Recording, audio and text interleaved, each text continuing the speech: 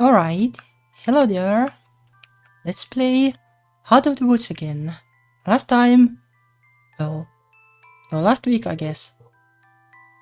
Like, a lot of plot twists. So, no spoiler warnings I guess.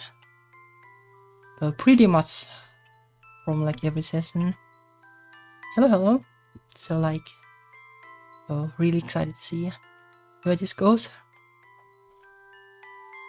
Hopefully we are like around halfway or maybe past it, not sure. Let's see. Yeah, chapter 3, so... Piano. I've taken lessons since I was a little girl.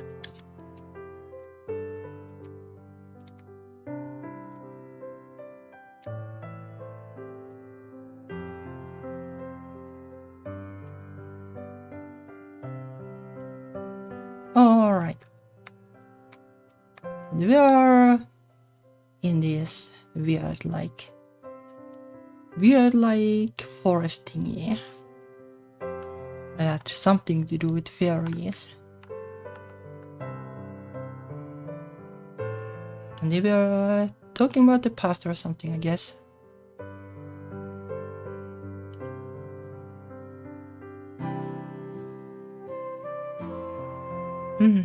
Oh yeah, they were talking about singing.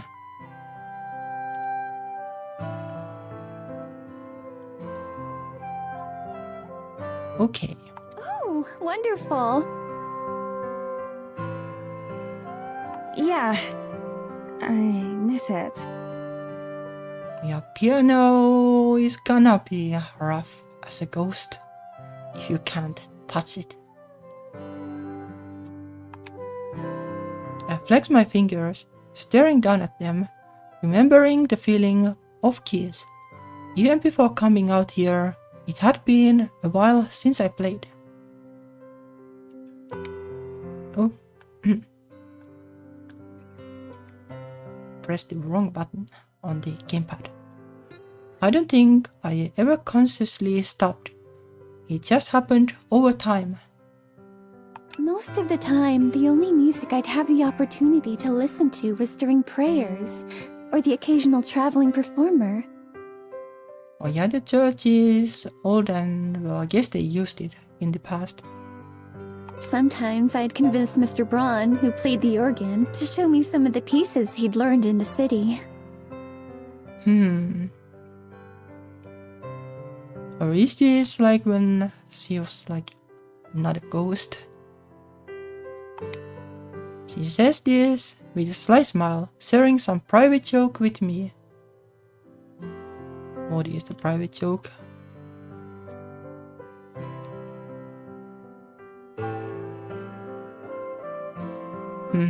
I'm not sure. I'm not sure what the joke is. Do you remember the names of any of the pieces? I wonder if I've heard of them. Oh yes, there was... She bites her nail, thinking about it. Oh, it's on the tip of my tongue. She squirms, wiggling around like she's hoping the memory will fall into place. Finally, she shakes her head. Maybe not. It seems I've forgotten. Now that happens. In 200 years. Do you think there's a chance, though? Are you very familiar with songs from, well, my time? I don't even remember any of them. Like I did listen to some of like old songs for research purposes. And then there are like, well, there is classical music that I do kinda know, but also well haven't been listening actively. But like Mozart and Bach and stuff like that. Some of them, yeah. A lot of the most famous and respected composers come from those days. From this part of the world, too.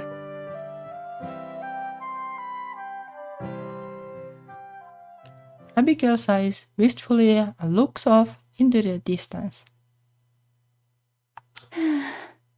glad to hear that. They must be magnificent to be remembered so many years later. It is pretty incredible because back then they didn't have computers or anything to help with composing. Although I guess ultimately computers, they are just a convenience. Like you need to figure out which keys to press anyway, basically. Unless you're super talented. Well, I don't know if it's talented, more like experienced. Then you probably don't need an instrument.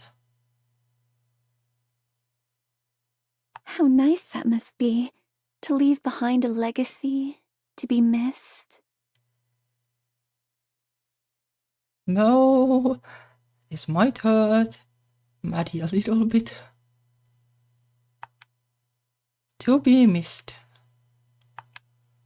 The way she says it is wistful, a dreamy sigh, like something that she longs for. I glance over, half expecting her to be crying, but her face is steady and calm. She catches me looking and smiles. I guess the main character didn't mind. I'm sorry. I'm just feeling a little nostalgic. You don't need to apologize. I like hearing what's on your mind. I'm glad. It would be rather unfortunate if, after everything, we didn't get along. So by the way, Abigail's voice actor is a really good fit, I think. Fits perfectly. We both laugh at the idea. I do have another question, though. A personal one. I know you said I can ask you anything, but... I meant it. Please, go ahead.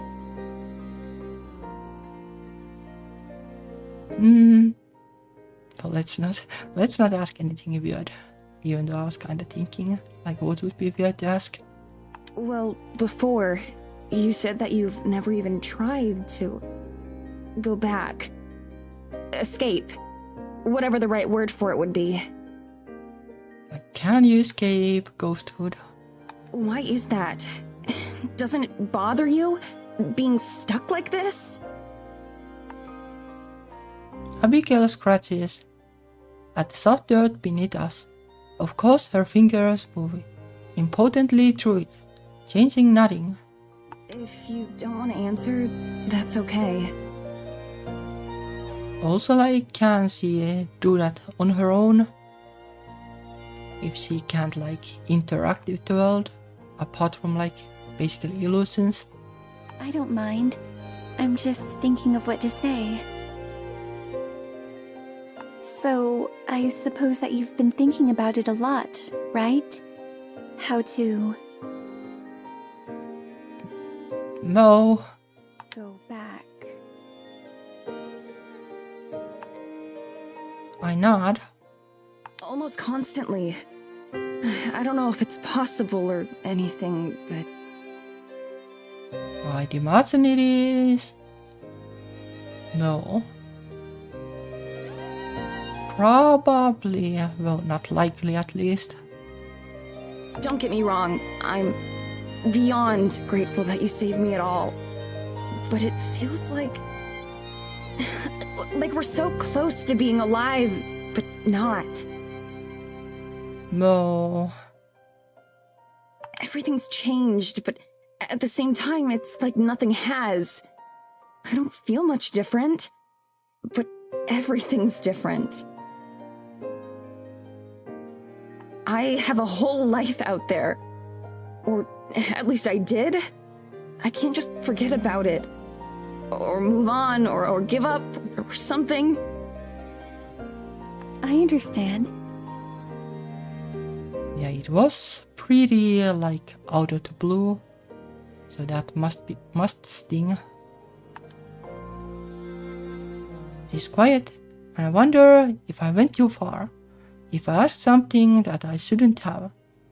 In a lot of ways, it's one of the most intimate and personal questions I could possibly ask. Then she shifts around to face me better. I didn't have much left once I moved on. My family and those I care about. I had no desire to return to them. And then time started to pass. At first the days felt slow, torturously slow. I did nothing but sit around and mope, never straying far from the forest spirit who had saved me. But then I started to explore more, to get to know the forest, find moments of happiness. I was still terribly lonely, of course. It has been, until you got here. But I can honestly say that I didn't hate it. I sang, I watched, I found my own joy where I could. Eventually, time left me behind. The people I had known grew old and died. I'm sure many forgot about me long before I forgot about them. Probably, well, that's kinda how it goes. People do not want to dwell on something that is gone forever. At some point, there was nothing for me to want to go back to. The rest of the world outside this forest is just a maze that I don't know how to navigate.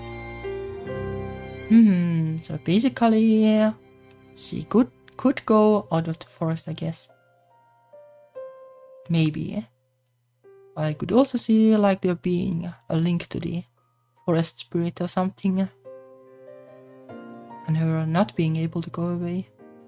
Here in the forest, I know nearly all there is to know. There's no grief or loss or pain. There's just peace. Would you fill up for another walk through the woods? Perhaps this time I can show you where the wisest, most handsome-looking owl nests. It's been so long since I've said hello to him. Oh yeah, before I can respond, she stands up, brushing away imaginary dirt from her gown.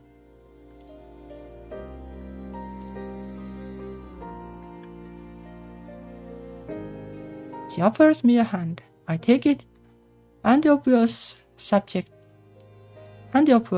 changes, and she helps me to my feet. Sure. Let's go.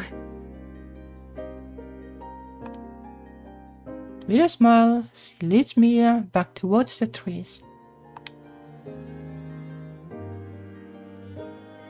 So many of the conversations that I have with Abigail are painful reminders. Either of the years of solitude she's endured, or of what I can look forward to in my own future. Both make me very certain of one thing. I'm glad that she is here with me.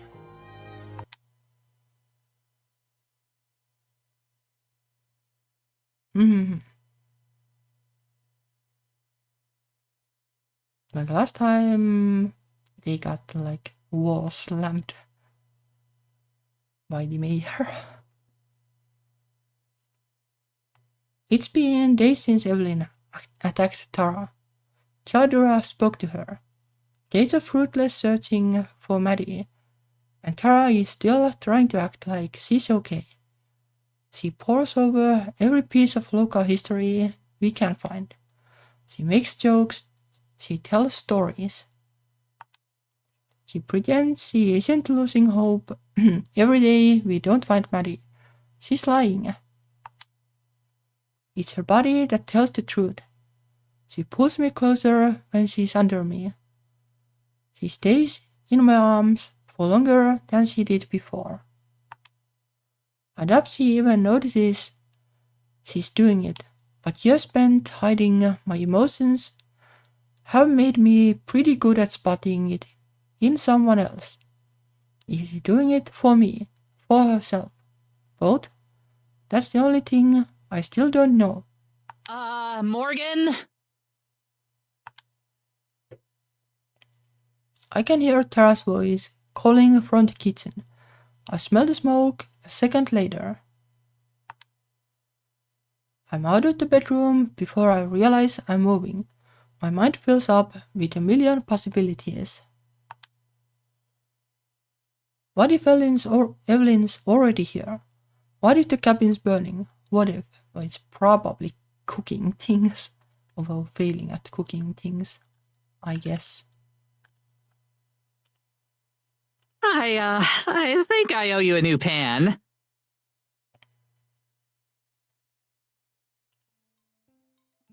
Tara is fidgeting nervously. A cloud of black smoke billows from the pan on the stove. I can't even tell what was supposed to be in it. Whatever it was, it's charcoal now. Well, You guys don't have, like, a fire extinguisher in here, right? I let out the breath I was holding. I shouldn't have panicked like that. I'm just glad she's okay. We don't need one. Let me see that. I walked past her and grabbed the pan. Before she can say anything, I opened the door and tossed whatever was in the pan into the snow. I ran a rag under the tap and tossed it to her. Why don't you get the smoke off the wall before it stains? I'll take care of this.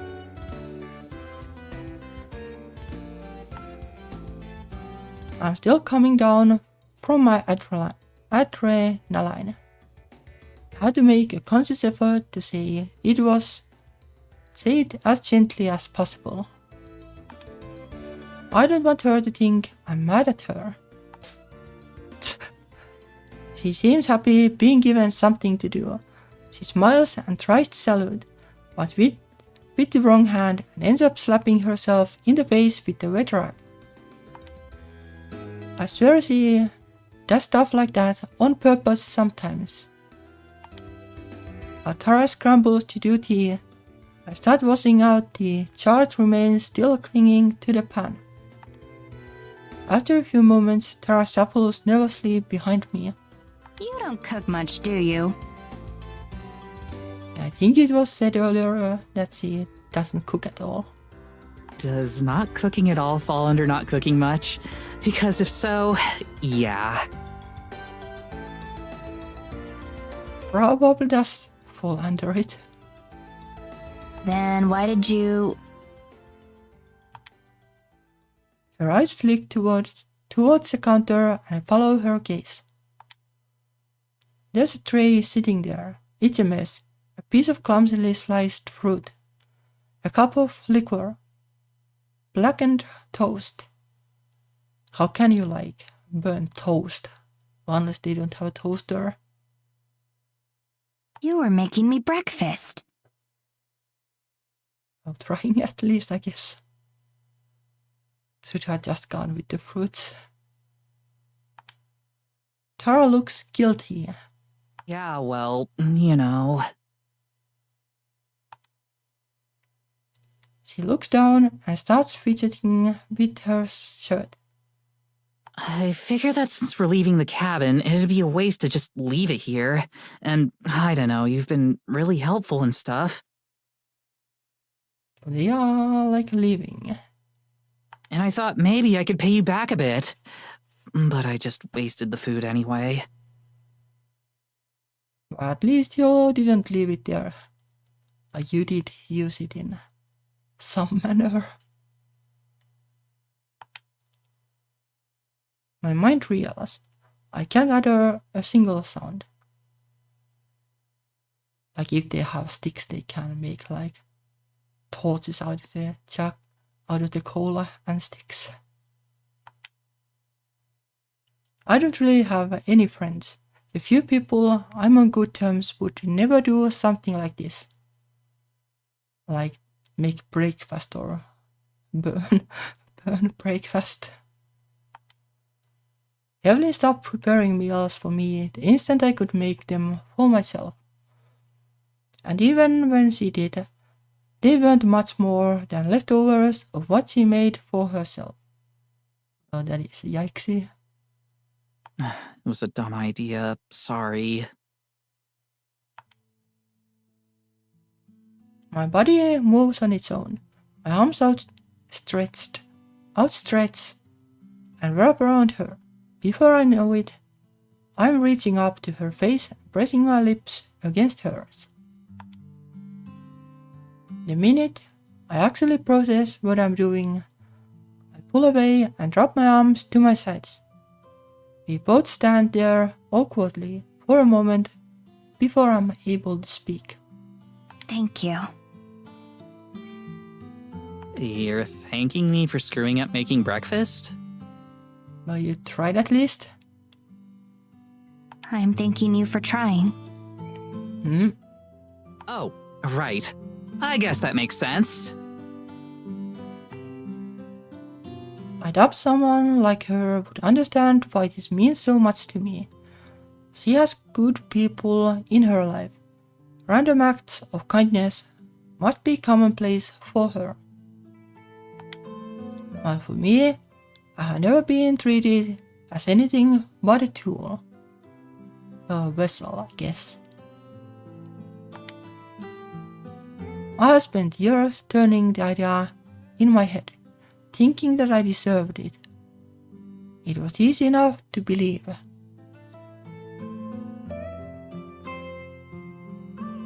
That is like, the term for that is like gaslighting or something, like trying to make somebody think like this. So this moment means more to me than I could possibly say. Even if I actually knew how to talk to people, I couldn't do it. The best I can do is try to repay it in kind. Maybe we could make something together? After all your videos have taught me, I'd be happy to teach you a few things in return. Well, like, for one... Well, I don't even know like how you can exactly burn food. Like if you just like, well, I guess for starters, like actually watch what you're doing, and if it looks like it's starting to, well, burn too much, then, well, move it out of the stove. Are you sure? I mean, I literally know nothing about cooking. All I do is slow you down. Yeah, but, well, you had to start learning from somewhere. She's protesting, but the smile on her face makes it clear how much she really wants to do this. Seeing that grin in person is way more radiant than seeing it through a screen. That's okay. I'll take the lead, and we can go slow. I take her hand again, she squeezes it, and I squeeze back. Now, let's start with teaching you how to use a stove without burning the house down. That's probably a good one to know, yeah? I grab some sausages from the fridge, toss them in the now clean pan before putting it back on the stove. Okay, so you're going to want to have the heat a little lower than the absolute maximum for this one. You can start with like more heat, but you might want to reduce it depending on what you're making. I figured the higher it went, the faster it would cook. Yeah, but well... Technically, you're right, but that's also how you burn things beyond recognition. I move behind her and put her hand on the pan handle, pressing against her back to move her hand side to side. Keeping it in motion is a good way to make sure it cooks evenly. I don't really do this.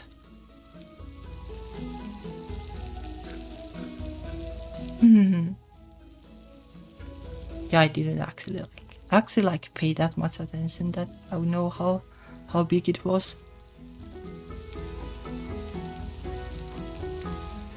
I guess it was more like crescent moonies than it is. It is now somehow. So I guess you're right. Right, cool. I take her through the basics. She handles instructions surprisingly well. It helps that she is eager to learn. After the sausage, we move to toast, then coffee. She's sloppy, but she makes it work. Ah, interesting.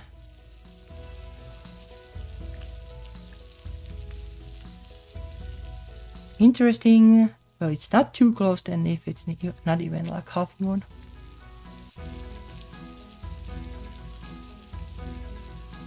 But I guess there could be time skips or something. Who knows? You're doing great. I'm impressed.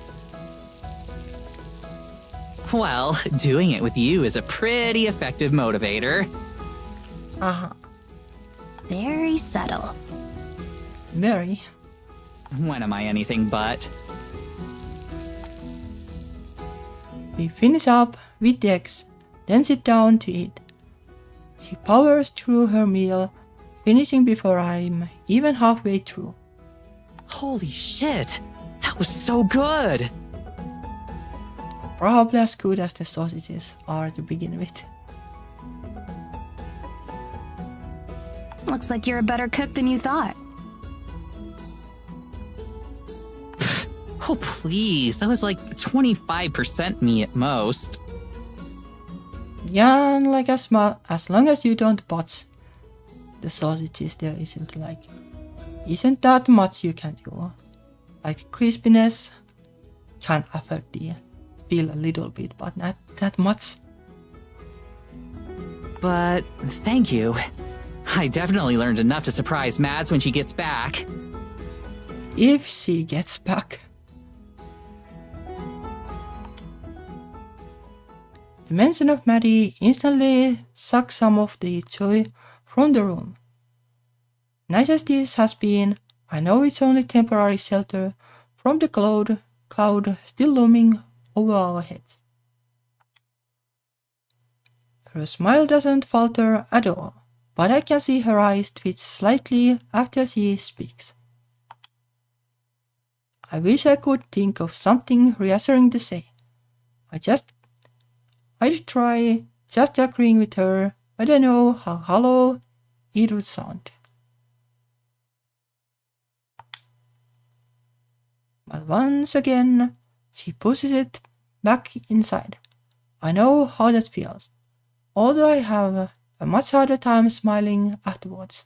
And the best part is that we don't have to wash any of the dishes since we're leaving after this. We're washing the dishes. Oh, come on!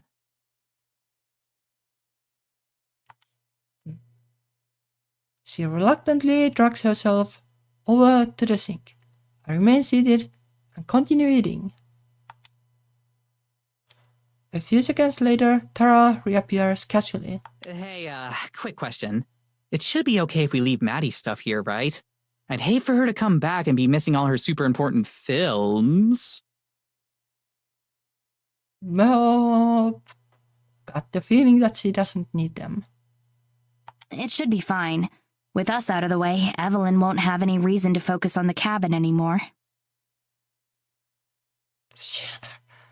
Hey, Morgan, can you come here for a sec?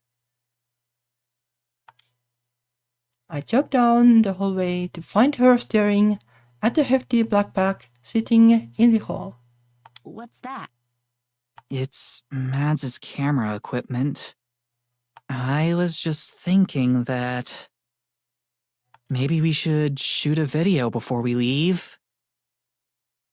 Like, film an episode? Not quite. More like a summary of what's happened, for reference. Kinda like a black box in a plane.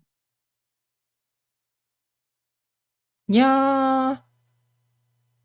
Well, why not? Like an episode, well, Well, yeah. Would kinda scare people if you make an episode like, yeah, I think one of us, like, well, died or something. That way there'll be a record. Something that could help anyone else who decides to look into this. A dead drop. She flinches at the term. It's probably a bit too morbid for her liking. It's worth a shot.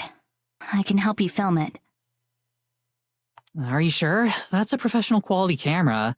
Even I don't know how half the shit it does works. That's Maddie's domain. I'm sure I can figure something out. It can't be too hard to get the basics down. I grab the bag and sling it over my shoulder, then grab the tripod with my other hand. All right, let's get to work.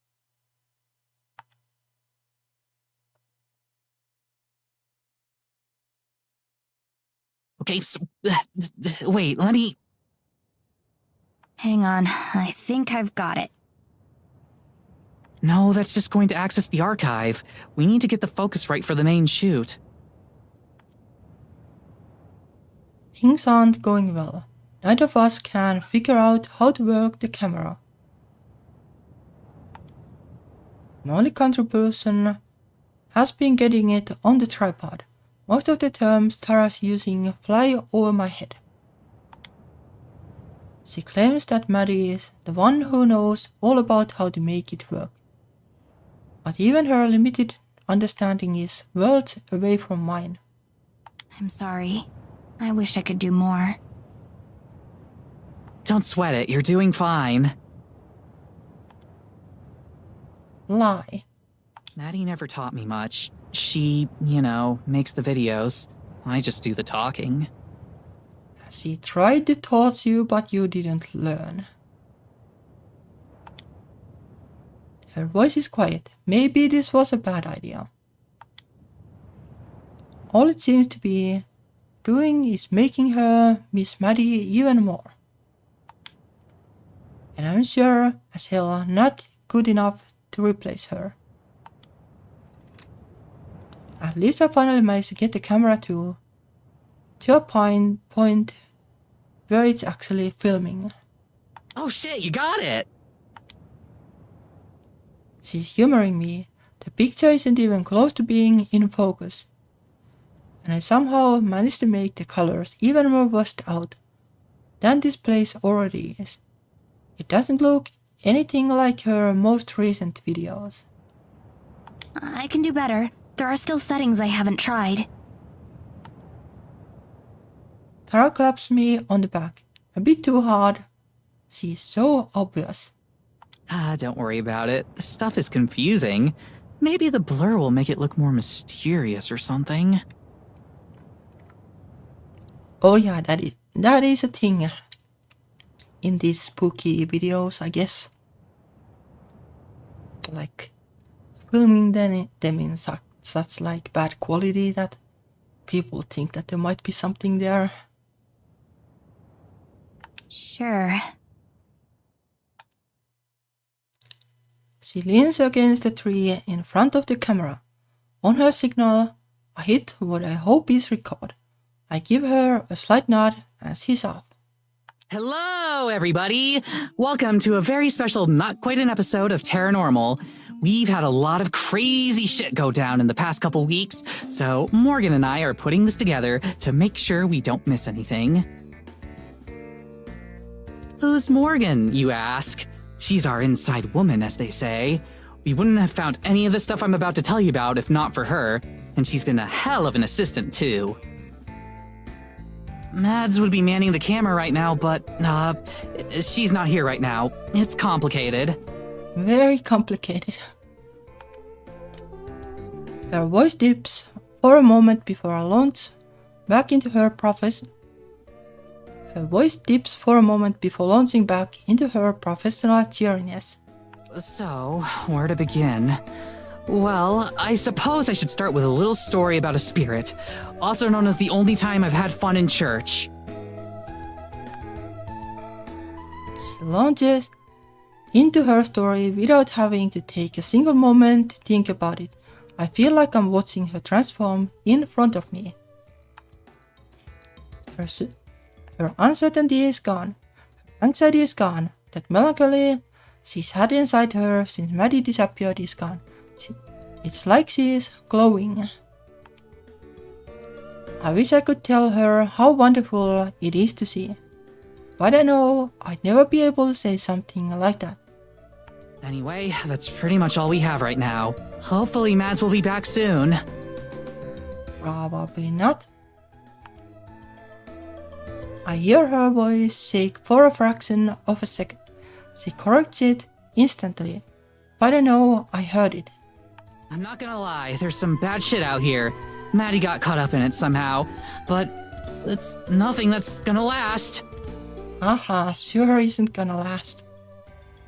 Am I in danger too? Sure, but that's nothing new for me.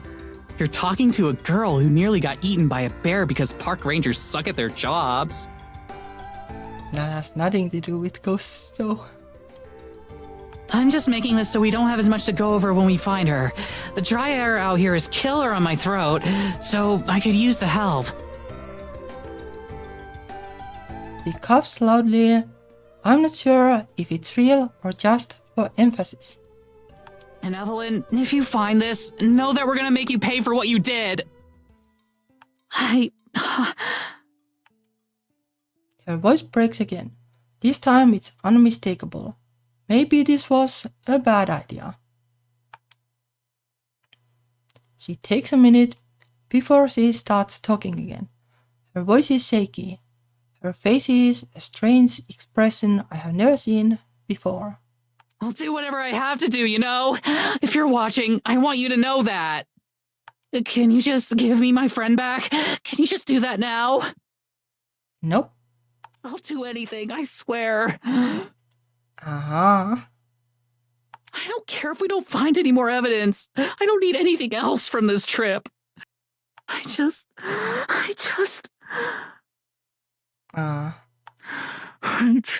want Maddie back. I can't just watch this anymore. I leave the camera and run to her side. I throw my arms around her and I feel her body sink into mine. I'm sorry, Tara. I'm so sorry. I wrap my arms tighter as I feel her legs give out. It's all I can do to keep her upright as she starts to sob into my shoulder. Unease settles in my chest. I never had to do anything like this before. But I have to try. I have to do something.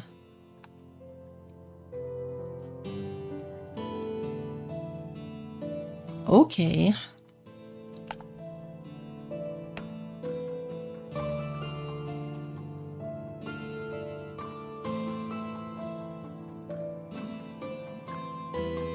Let's think. Well, like letting...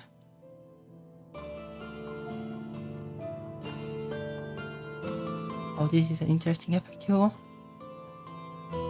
She needs it, but she also... Well, the game is over if they just leave. Like,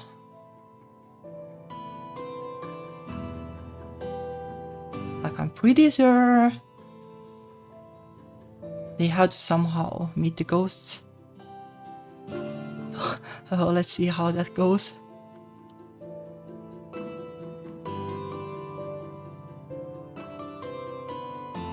Or did I even save? Probably not. Can I like go back? Oh, I can. Well, I don't know if I said I don't even remember. Everything that's happened has been my fault. There's probably nothing I could say that would make up for that. Maybe I shouldn't say anything. Just hold her like this. Physical comfort is all I'm good at after all. I'll take care of her. It's the least I can do. I lower her down to the ground slowly. I don't even feel the snow on me. Take your time. Getting it out will help. This is all such bullshit. Why would she take Mads? She wasn't causing any trouble. She grabs handfuls of my sweater with her hands rest against me. I don't stop her. I could have helped her. I could have talked this out with her. But I didn't. And because of that, I squeeze her tighter. There's nothing else I can do. I give up on thinking of something to say. I'm better at saying nothing at all. Like saying like it's not your fault might be hopeful though. I should have let her stay home. I should have listened to her when we were out here. She pulls away from me and sits down in the snow. Then she smiles. It's a bitter, smoken, broken smile. The kind of smile you can only form when you don't know what else to do. I just keep ruining things, huh? Tara, you aren't the reason the two of you came here. I was. This is on me. She has to know I'm right, deep down. I don't want her to hate me, but I'd much rather she hate me than hate herself. So I hold Tara. I hold her with as much tenderness as I can, and she breaks into heaving sobs on my shoulder. I feel her body rocking with loss and pain, and her hot tears fall and freeze on the ground below us. I let her feel the extent of her grief. It's a pain I can never understand, the pain of losing someone important. Meeting Tara, I only just started to know what that bond is like, but it can't compare to what she has with Maddie. Tara's wailing grows muffled as she buries her face in my chest and hugs me tightly. Hesitantly, I stroke her hair in return. Time passes. Eventually, Tara grows quiet. She sniffles and shakes in my arms, but relaxes with each breath. I never found any words to say.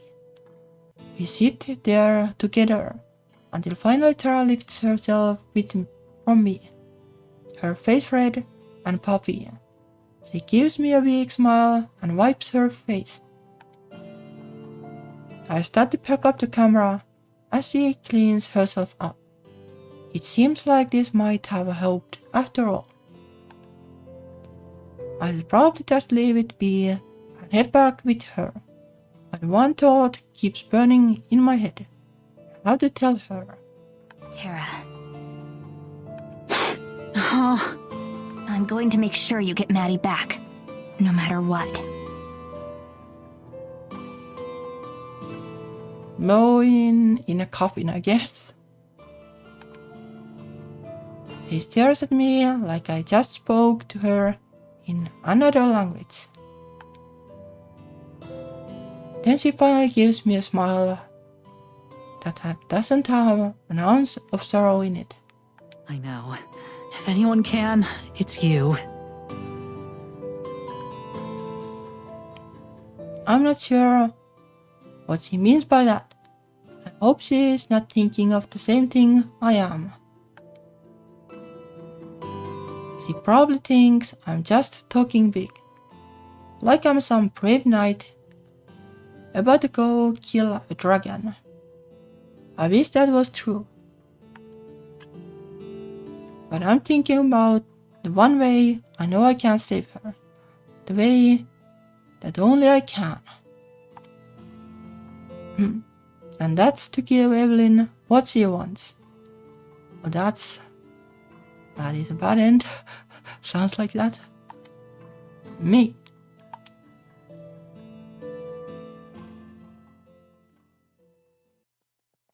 We don't talk on the ride back. Tara doesn't even fidget. I figured the wet pants would make sitting still even harder for her than it already is, but she is completely still. It isn't until we stop in the village that she speaks. I hope you don't think I'm mad at you for bringing us out here. You aren't? Nah, I know you just wanted to make something good happen for all of us. Things just didn't work out that way is all. Besides, Her voice trails off into mumbles. After a moment, she takes a deep breath and restarts. Coming here meant I got to meet you. I'm sure as hell not complaining about that. I'm sure you've met plenty of fans in person. Yeah, but you're not just a fan. Not to me. You're a lot more than that. What are you saying? She suddenly looks away from me. I think she's trying to hide the fact that she's blushing. Poorly. I don't know, just I haven't ever really met anyone like you before is all. For a moment, strange thoughts fill my head.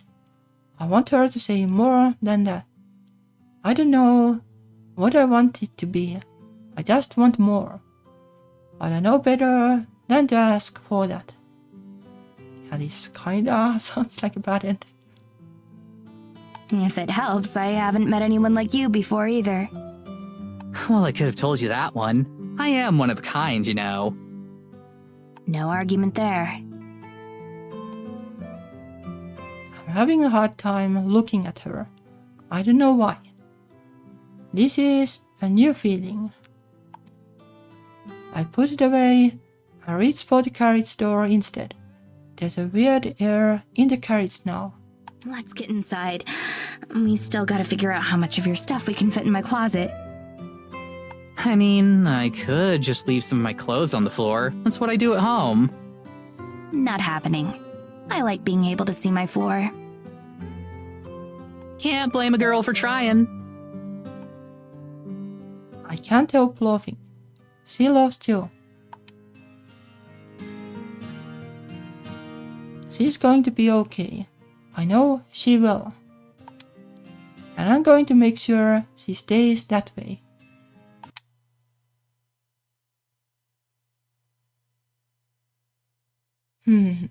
Well, I hope it's not going to be like I'll play it until then, but then the game basically says that. Hope that was a wrong choice, so... Well, I guess I had to save so I can't just rewind from there. But not a big fan of that if that happens.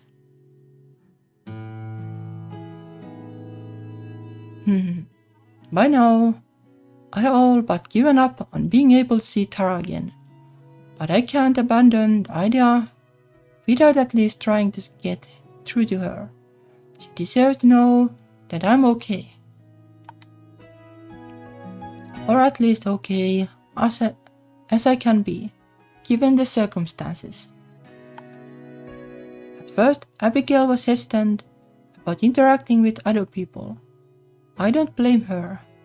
After 2 centuries of solitude, talking to 3 people, 3 complete strangers, within the course of a few days would be a pretty jarring shift. Despite that, she understands how important this is to me. She also warned me that we can't venture too far in the village itself. The magic of the forest only extends so far, and there's no telling what would happen to us if we went past it. The border of magic isn't clear-cut, so she made me promise to stay close to her. Okay.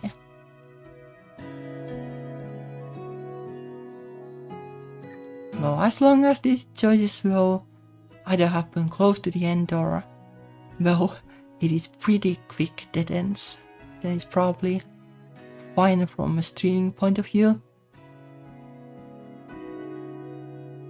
Like the trickiest one is that well, you basically get pretty much the same events, but then like at the end the game says that Oh, that was the wrong one. Just in case. I really am lucky to have someone as accommodating as her with me. Even if we fail, it means a lot that she's willing to try. I try to fill her in on what to expect from Tara and Morgan's personalities, doing my best to be as charitable as I can when telling her how likely Tara is to completely flip out when she sees a ghost. Once she is fully prepared, we make our way to the cabin. Oh, too bad they probably aren't in the cabin. It's empty. There's not a trace that anyone has been here in days. All Tara's things are gone. That's an instant relief. It seems like a planned exit. Did you find something, Madison? I can't help flinch as Abigail floats through the wall next to me. Incorporeality is one of those things I haven't been able to get used to. I think so. It seems like the two of them went back to the village. I don't even entertain the idea that she went home early or anything like that. It's not in her nature. Do you think so? That sounds like it would be dangerous. Why would they put themselves in danger like that? And that's what I'm wondering too, like the cabin honestly sounds like more safe than living in the same house with that Evelyn person. I have no idea. Hopefully we can ask them ourselves. Abigail starts to back away, looking down at the ground. Madison, of course I'll do my best to help you, but I feel like it would be remiss of me if I didn't warn you to not get your hopes up. It took me years to be able to manifest myself. The chances of you being able to communicate with them so soon are low. That's okay. I didn't have much hope to begin with. Well, Abigail can be the intermediary or whatever it's called. I don't like being this door about things, but I don't see how else I'm supposed to feel. She looks stricken by my words, and I hastily try to close it over. I mean, hey, you never know. If you can do it, maybe I can come along with you. The two of us together are bound to be able to accomplish more than we could on our own.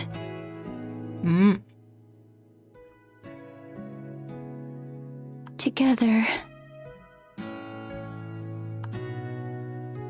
She looks down, grabbing handfuls of her gown. She agreed to come with me before, but it seems like she is having second thoughts. Like she is going to be alone again if Maddie somehow respawns. What's wrong? It's just that accompanying you would mean returning to Eisenfeld again. I haven't returned since, well... Oh no, I'd never even thought to ask about that.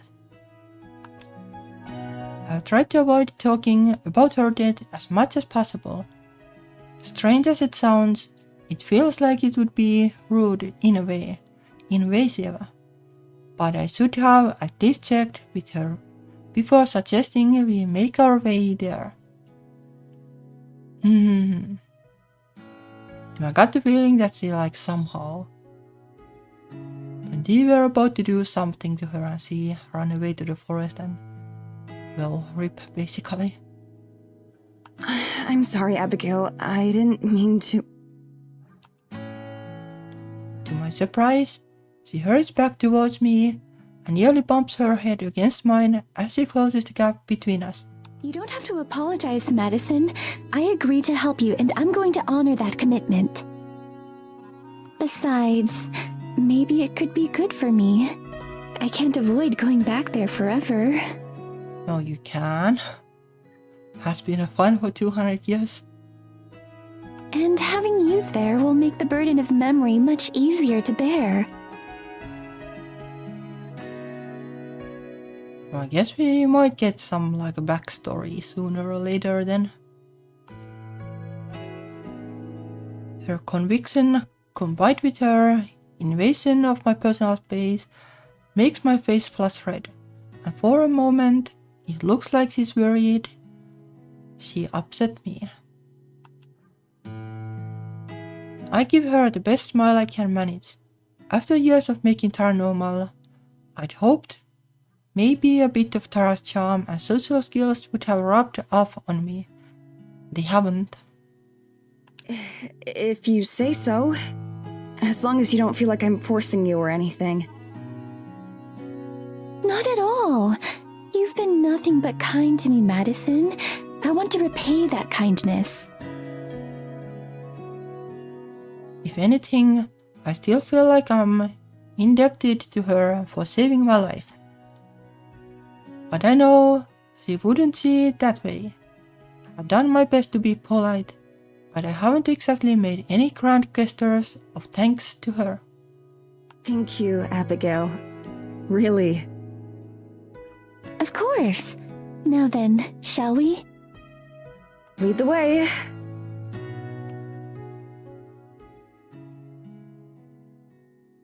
Every time Tara and I visited Eisenfeld, we were stared at everywhere we went.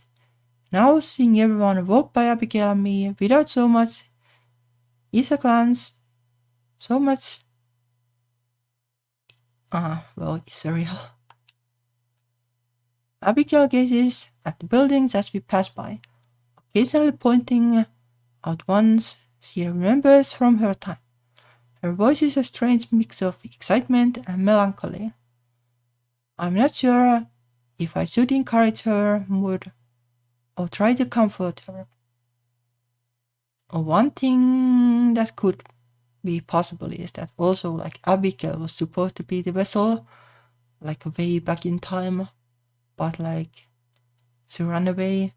But then again, like the stories about her having like that and everything. So, well, I'm not sure if that's the case.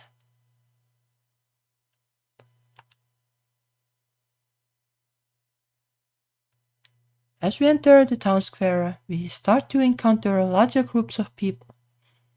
Each time one passes close by, Abigail grabs onto my arm and moves closer to me.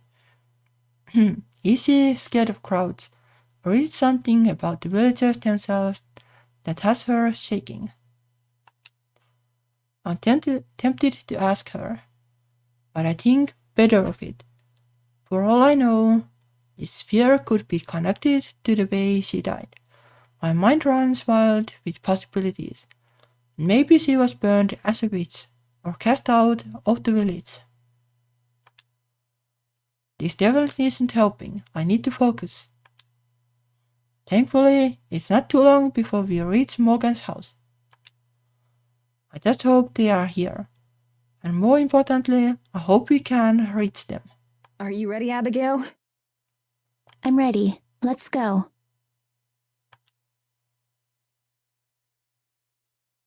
We face through the wall and into the kitchen. And there they are.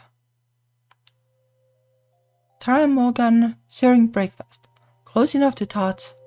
I'd give nearly anything to be able to hug them right now.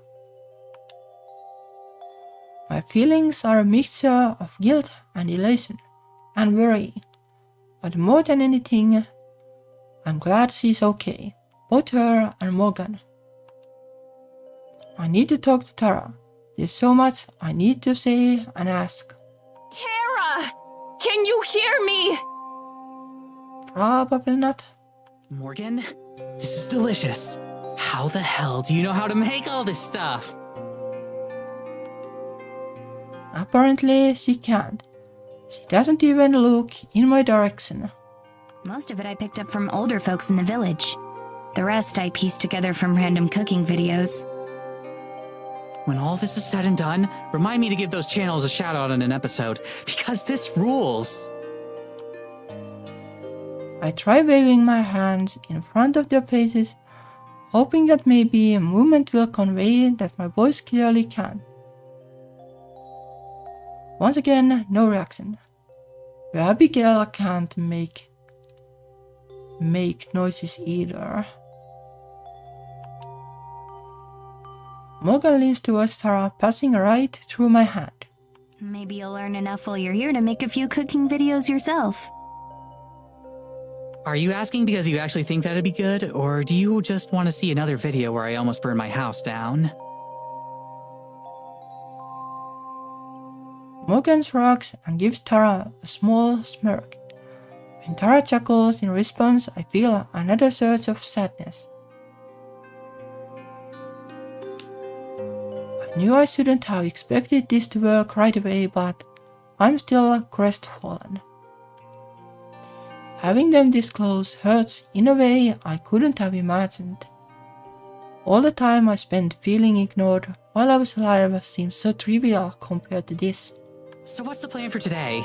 Got anywhere in town we might be able to hit up for local lore? Most of the official records of town history are sealed up in Evelyn's office, so those are off the table.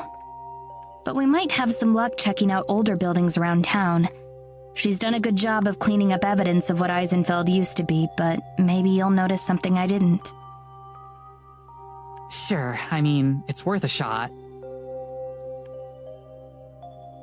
Her voice barely contains a trace of the fire I'm used to. I have to hope that at least the remaining trace is sign she'll regain the fire someday. At least she's not alone. Morgan reaches out and puts her hand on Tara's shoulder, squeezing gently. When she speaks, her words are soft and strained. Are you going to be okay? What do you mean? After yesterday, if you need some time to rest, nobody's going to blame you. Tara looks down at her feet. I can't read her expression, but the low volume of her voice tells me all I need to know. A quiet Tara is a wearing rarity. I mean, I guess a little time off could help me, as long as we get right back to looking for Mads afterwards. Okay, that probably helps Mads a little bit. Knowing that, well, they haven't just completely forgotten about her. Of course. I feel like I should be hurt that she's not focusing on finding me, but I'm not. I'm just glad that she's got someone with her to keep her from burning herself out. I still don't feel any kind of power within me that I could use to manifest myself. Abigail's my only hope.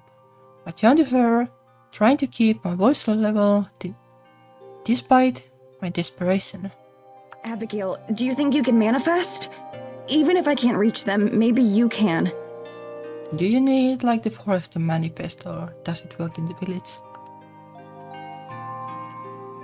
Abigail nods, but she's frowning.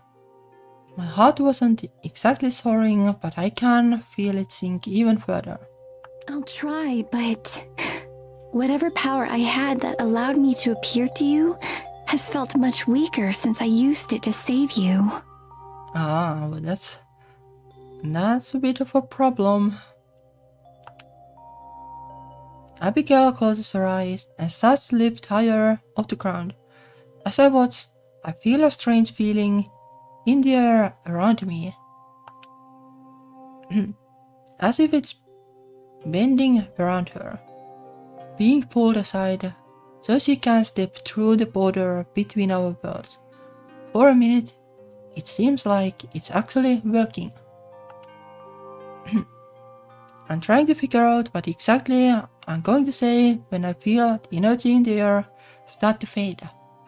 Abigail seems to be struggling, furrowing her brow as she sways in the air. Her face crunches, and guilt stabs me like a knife. Is she in pain? Abigail, stop.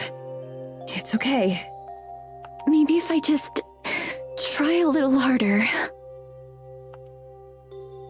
I reach out and gently take her hand, lowering her to the ground. She opens her eyes, breathing hard. As much as I want to see Tara, it's not worth making her feel like this. It's okay. I promise. We can try again some other time. Or maybe if they come to the forest, then they might have like better luck. Like maybe you need the forest heal. Forest to like cast a spell basically. Abigail gives a faint nod and stares down at her feet. Her hands ball into fists as her shoulders rise and fall. I'm so sorry, Madison. I don't understand why this is happening. There aren't any rulebooks for this sort of thing. I don't blame you for not knowing about things most people think are impossible to begin with. The disappointment I'm feeling takes a backseat to concern for Abigail's well-being. I've already put her through a lot by making her come here in the first place. We knew beforehand that this was a long shot. I'm just happy I got to see them again. Are you sure? I'm not, but I know that if I tell her that she'll want to try again. It's better this way. I'm sure. You've done more than enough by coming with me.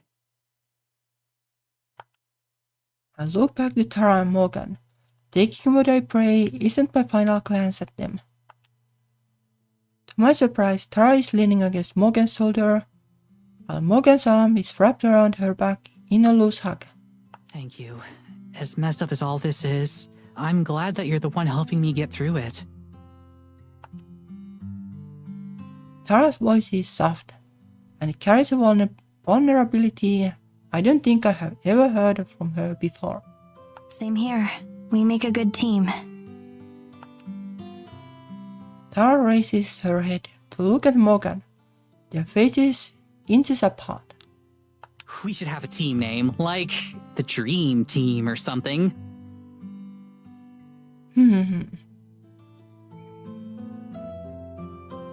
We'll work on it.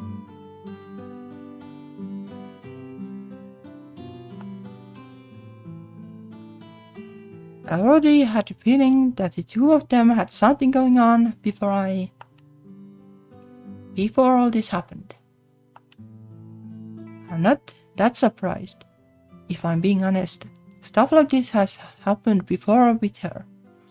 But it's always a one-night stand or some kind of quick fling. Never the kind of thing that would merit real vulnerability. Then again, she's never been in a situation like this before. Maybe losing me brought out a part of her I never knew she had. As if in response to my thoughts, Morgan leans forward and kisses Tara. It's a lot more than a simple peck on the lips. This is something deeper. So deep, in fact, that I have to turn away. It seems wrong to spy on something that intimate. Next to me, Abigail has also turned away. Her face is a bright crimson and her hands are close to her chest. I didn't stop to consider that this is the first act of intimacy she's seen in 2 centuries. For all I know, this could be the first time she's ever seen 2 women kiss. You okay? She looks up at me, slightly alarmed.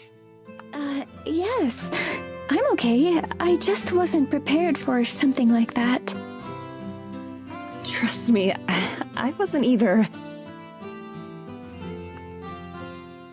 Abigail pauses for a moment, closing her eyes and taking a calming breath. It is nice though, isn't it? A love like that can give someone incredible strength. Yeah, I'm happy for them. really am.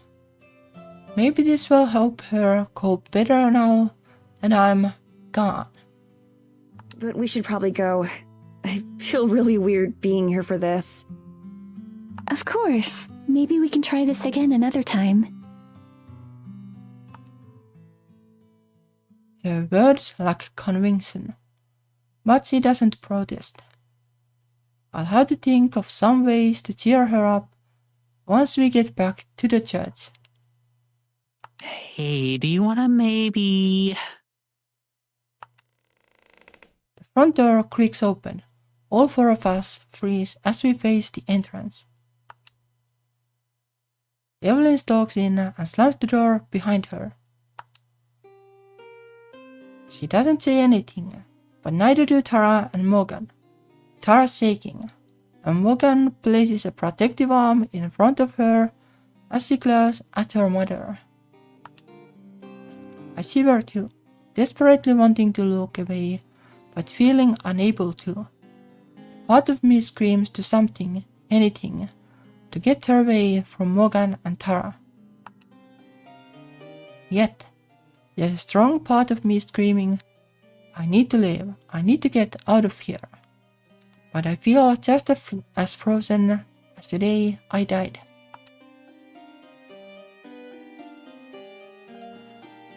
I feel Abigail on my arm, pulling me backwards. She pulls my body through the connecting wall, and only when Evelyn is out of my vision can I breathe again. Abigail presses against me, just as stunned as I am.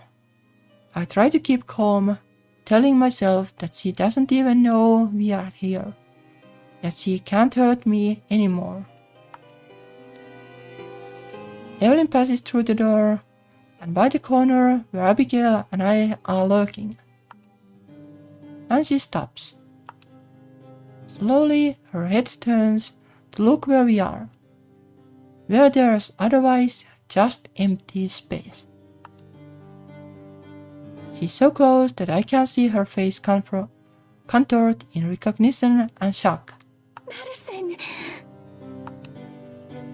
I jerk my head towards Abigail, to see that she's already started to head for the wall, waving for me to follow her. It's enough to snap me out of my trance. I run to her, casting a backward glance at Evelyn to make sure she isn't following us. She doesn't move, but her eyes track us as we run. Right before I pass through the wall, her mouth opens. How? I don't stick around to find out what she says next. Abigail and I run as fast as we can, pacing through buildings and people with reckless abandon. After what we just saw, all other fears feel inconsequential.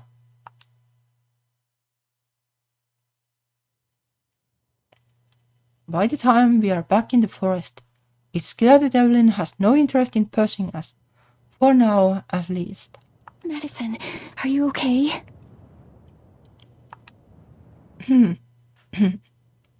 Oh, let me open a little more drinks. Mwah.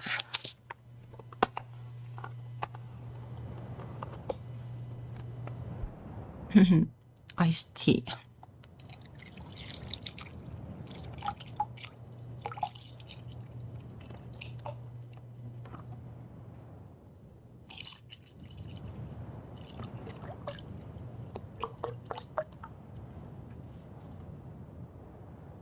No iced tea pouring ASMR or something, I guess.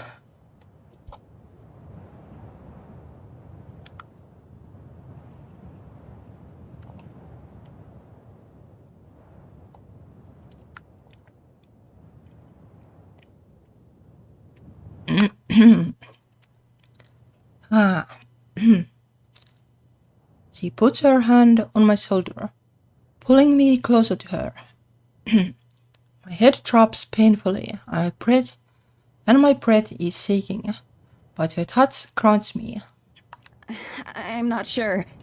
But I'm a lot better now that we have some distance between us and her. I look backwards towards the village, half expecting her to come flying at us like some kind of demon. She saw us, Abigail. How is that possible? Well, maybe she is kind of a demon. Like the Evelyn, physical thing is a vessel of some kind. The physical form, and there is something inside her, and well, that can see ghosts, I guess. Also will do magic, I guess. Abigail looks down at the ground, and I realize she's shaking as hard as I am. I wish I knew. Madison, she said something to you before we left, didn't she? She said, why? Yeah, I didn't catch all of it, but I think I know what she was going to say. Like, why are you here or something? She looked shocked when she saw us. Confused, even. I think she didn't know about us being out here. Abigail's voice is barely above a whisper when she speaks. Her face is drained of color. But now she does. The message is clear. As long as Evelyn is in Eisenfeld, we can't be. I'm sorry, Tara. I'm sorry, Morgan. But it looks like you're on your own. But hopefully they come to the church at some point.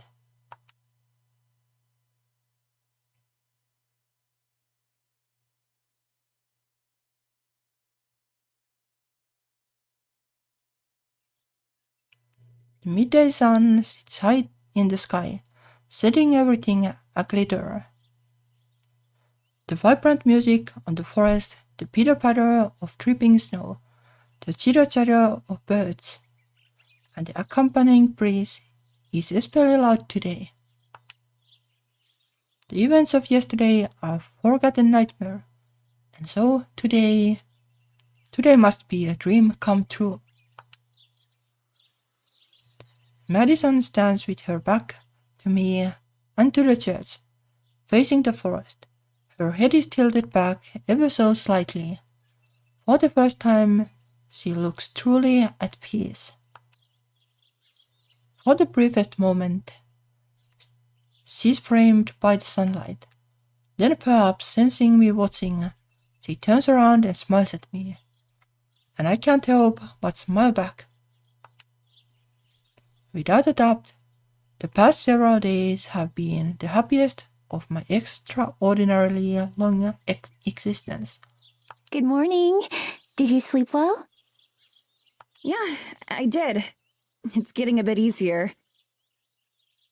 That's wonderful. I know that isn't true.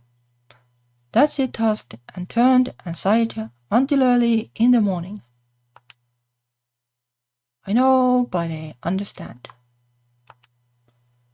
Whatever it takes for her to feel more comfortable, more at home. I wish that I knew how to help. For me, sleep was the last thing on my mind after I passed. I explored endlessly, backtracking over and over again until I knew every step of these woods.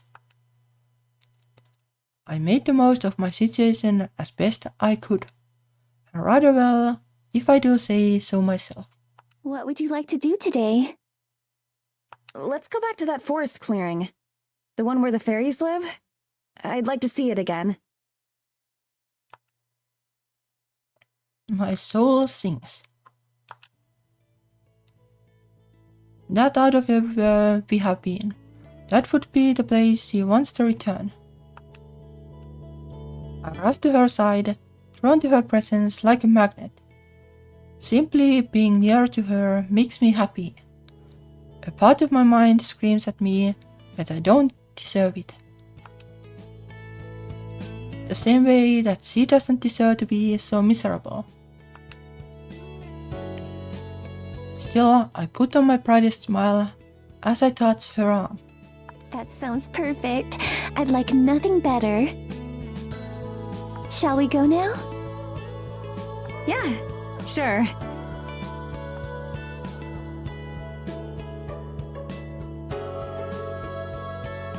As is tradition, I led the way out of the church and toward the forest. The trees and branches part invitingly, familiar and old. I asked the forest to take us to the clearing, and I can feel it ripple in a response. Not physically, but in my heart. I know that the forest is listening. It's difficult to explain. So much of this existence has become habit and routine to me that I keep taking for granted the difficulties Madison must be going through. The emotional turmoil, coupled with the way her own understanding of the universe itself keeps changing. I feel another pain in my heart at that. The stab of guilt once more for enjoying her presence. Madison accompanies me unhesitatingly, her steps more confident than they used to be. We walk side by side. I release the closeness. I wonder if it even crosses her mind.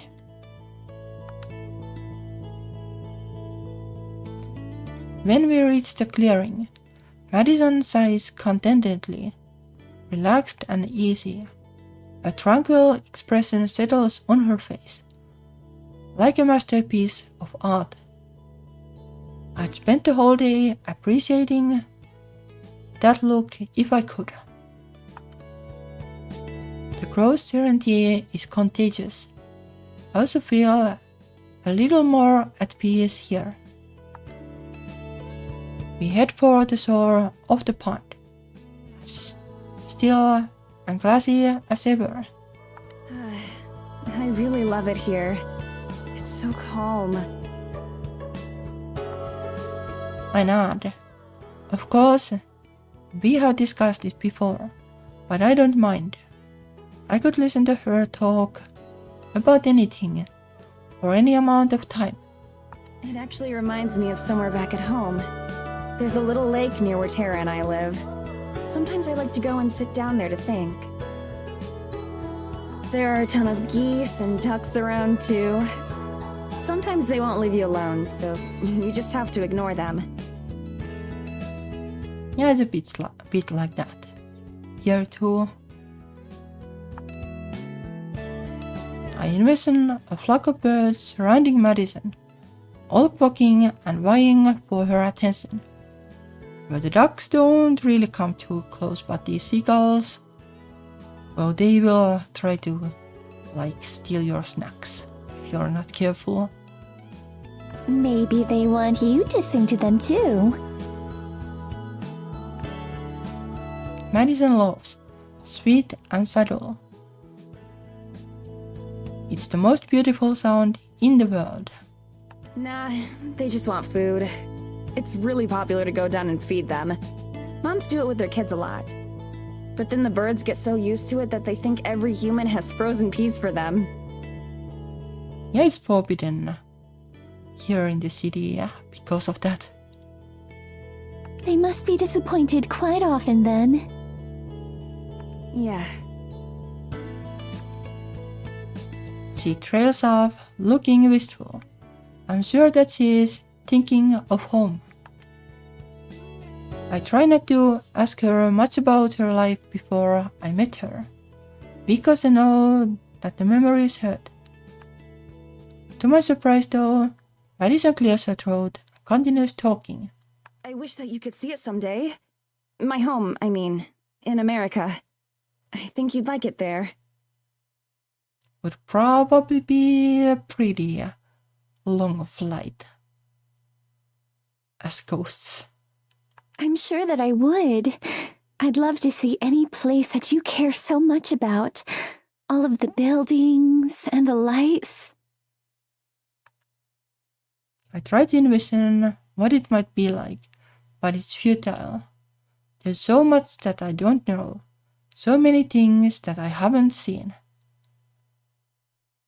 Yeah, in the early 19th century, London was a little big, and then there were a couple big cities in the US and such, but no skyscrapers or something. And a lot of the parts of the cities as they used to be were demolished for bigger buildings or highways or something like that. Trying to imagine, it is like trying to imagine a color that I had never seen before. No matter what she says, it's impossible to visualize. Even the memories I have of the few times I left Eisenfeld have long since faded. To me, the only world that exists now is the forest. I keep thinking, in your time, what would I have been like? Would I be the same person if I never fell in love with films? Well, there was theater and opera and stuff like that. It's kinda like films, so although well, you would have needed to be pretty well off to enjoy them regularly. Films? Oh, it's like a play that you can watch anytime. They're really compelling. I see. Doesn't sound like that. Madison moves her arms a little, looking like she wants to say more, but eventually just shakes her head. She smiles a bit sadly. You could explain it something well, it's a little bit like magic, you can manifest different pictures appear on a flat surface or something, basically. There are so many things like that. Films or events in history that are so normal to me, but that I keep forgetting you don't know about. Some of the things in history, well, I don't know if she even wants to know about those. So if I ever say anything that makes no sense at all, I can try to explain. There are a lot of things I've wondered about, it's true. For instance, sometimes I'll see great noisy machines up in the sky. Do you know what I'm talking about? Madison giggles again, but I don't know why. Yeah, those are called airplanes. They're kind of like giant carriages that carry people around. That's how we got from America to here. It was surely the concept of flying. Flying is not unknown to her. Pretty sure hot air balloons did exist. What? Don't tease me like that. There's no way something like that could fly. No, it's true. It's really true. They're the fastest way to get around the world. There are also these things called cars, which are much smaller and only fit a few people. But most people own their own car and use it to get around. Do you have one? I do. Why not use that to cross the ocean? And there are a couple of problems with that. She laughs again, and I don't know why. At first I feel embarrassed. The gulf of knowledge that I lack nearly as wide as the ocean that she claims to have crossed. But then she steps closer, placing her arms around me in a light hug. Again, I don't know why. But it's lovely. I feel myself relaxing, leaning against her arms and just enjoying the closeness, the comfort, the affection. Far too soon, Madison relaxes, and I regretfully pull away from her. She gazes up at the sky, and for a brief moment, I anticipate another lesson about the modern world. I've been thinking a lot about what you said the other day. About how you've never wanted to leave this place. Yes, I'm far too cowardly for that. And in many other ways too. I don't think that's cowardly at all. It's difficult to leave behind what you know and what feels safe. In fact, it's really scary. I know that the two don't really compare, but before I decided to quit Terra's show, I felt the same way. Like I was afraid to leave, just because I was so used to it being part of my life. But I decided that if I wasn't happy with how things were, that I should just take the risk and change something. Everyone has those worries, though. That doesn't make you a coward. Madison half smiles, the side of her mouth curling up just a little bit. If we ever do find a way out of here, maybe you could come back to America with me. She's joking. I'm sure that she doesn't mean it, or at least not fully. And yet my heart flutters like a bird taking flight. Even after everything that's happened, that she'd even have concern for someone like me. She truly is the most extraordinary person I have met. And as happy as her offer makes me, it hurts like a knife in my heart, because I know that it could never be. I wouldn't deserve that kind of happiness anyway. Well, I wouldn't say that, but well, like resurrecting after 200 years. Well, that is, well, would be a little miracle. Still, I smile back in kind. That might be nice. Would I have to ride on an airplane? I could also like sail. Oh, definitely. People don't really take boats across the ocean for travel anymore. Not nearly as much. Pretty much everyone flies. Isn't that scary? How does something so heavy manage to stay up in the air? The power of science and by burning a ton of fuel. It's kind of scary the first few times, but you get used to it. As for how it's possible, well, there's all sorts of science behind it, but that would take too long to explain. Yeah, I wonder like how you would explain it. Like basically, it would make it sound super scary, but basically like like how cannonballs can fly even though they are heavy, because like gunpowder basically. So like if you use gunpowder kinda thingies in clever ways, but it sounds like it's really dangerous or rocky, so I don't know. Anyway, though, you could stay with me and Tara. We've got plenty of space. Or we could help you find your own apartment. Well, Madison is pretty optimistic about still being able to live. There's a lot you'd have to learn about the modern world, of course, but it'd be worth it, and we could help you learn. Madison continues on, explaining this and that procedure we'd have to go through and how we'd overcome each obstacle.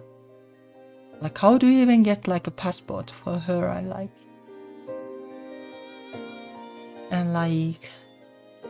well, how can you like migrate to the US when you have been a ghost?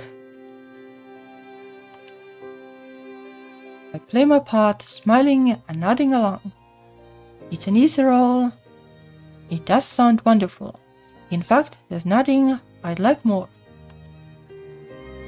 thought, and though at first I thought she was joking, she's being completely serious. That makes it hurt even more. Because I know it's impossible. I close my eyes to help hide the tears that have sprung there, unbidden. Fortunately, Madison doesn't even seem to notice. Her voice trails off, and when I open my eyes again, I see that she is looking past me, her eyes wide with Ava. I spin around. Fluttering about far too early in the day. Are those the fairies you were talking about?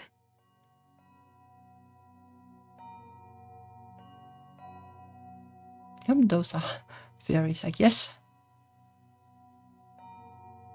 Yes.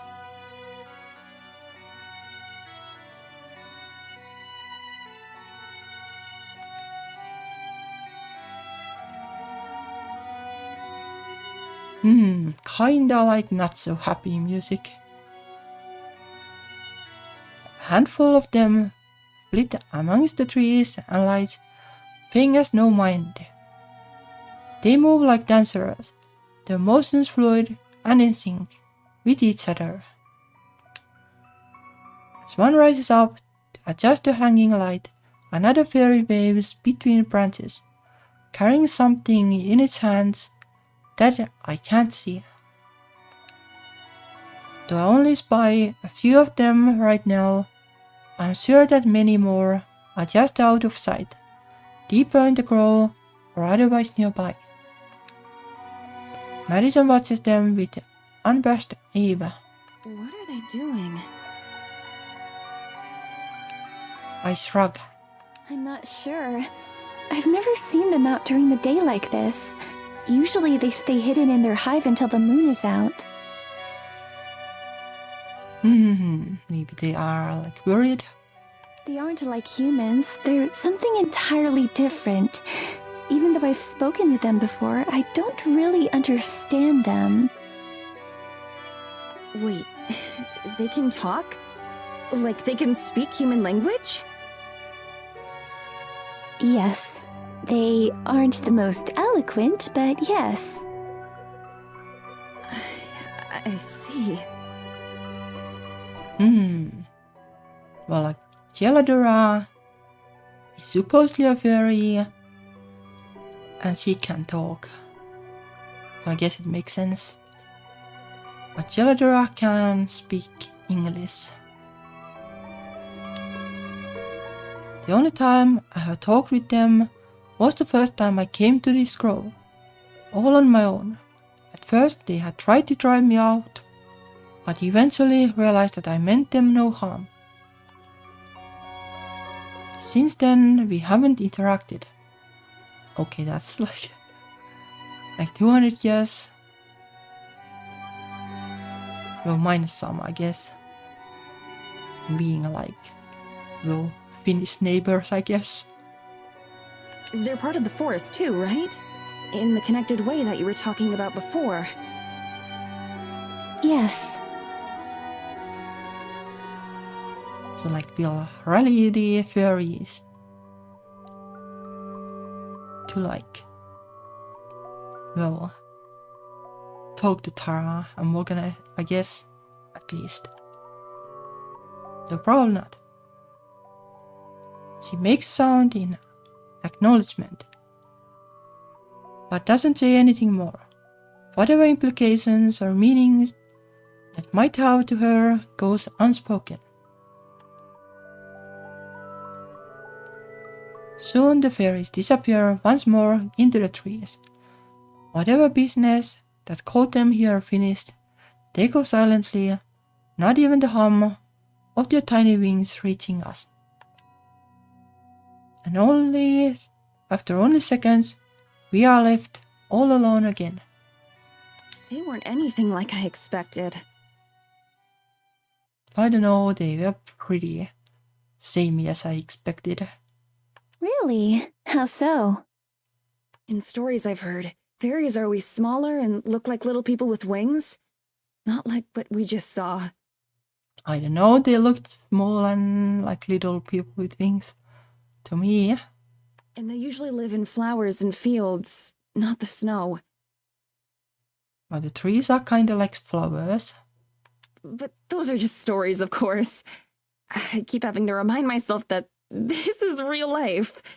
And that real life doesn't care what happens in stories. More like real unlife. Madison looks down at the pond. Gently, she places the tip of her foot into the water.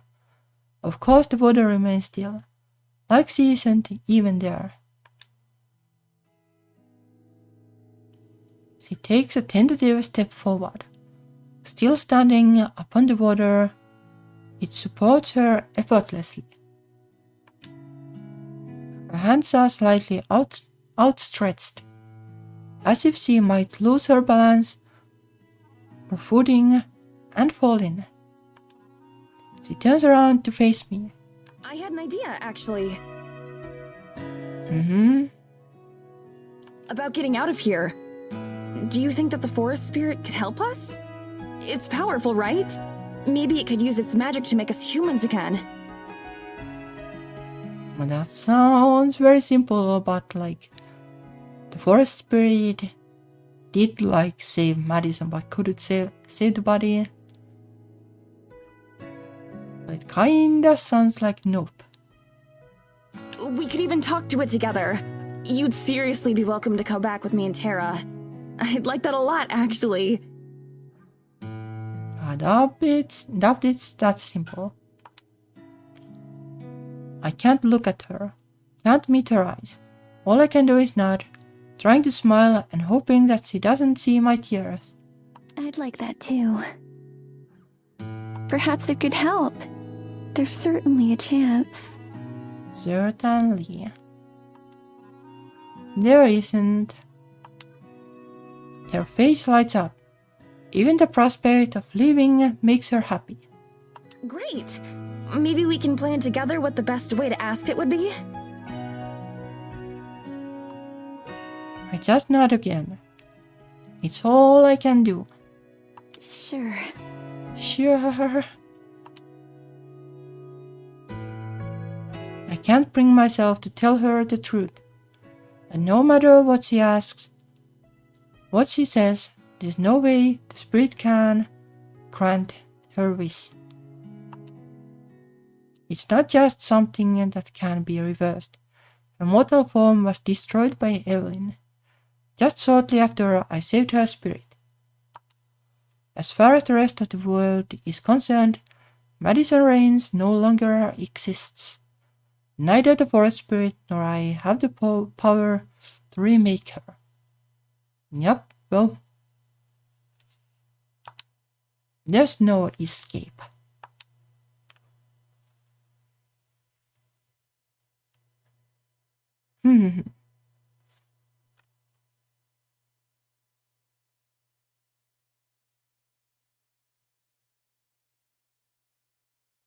No, maybe this is actually a good point to call it a day. If I have time, I might play tomorrow too, but not sure yet.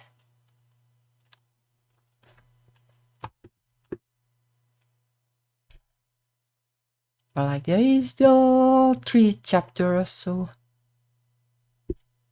going to be a little while more.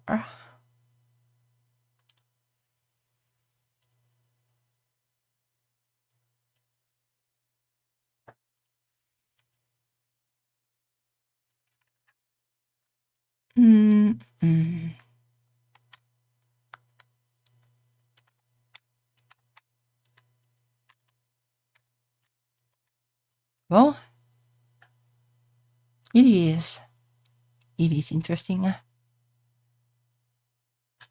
I would definitely like to play tomorrow because it is interesting, but we'll see about that. I'll try to make time for it, but we have to also design the Yuri Jam game. I got to do that too. Anyway, well, that's it for today. Thank you. Thank you for watching, and see you either today or next week. Bye bye.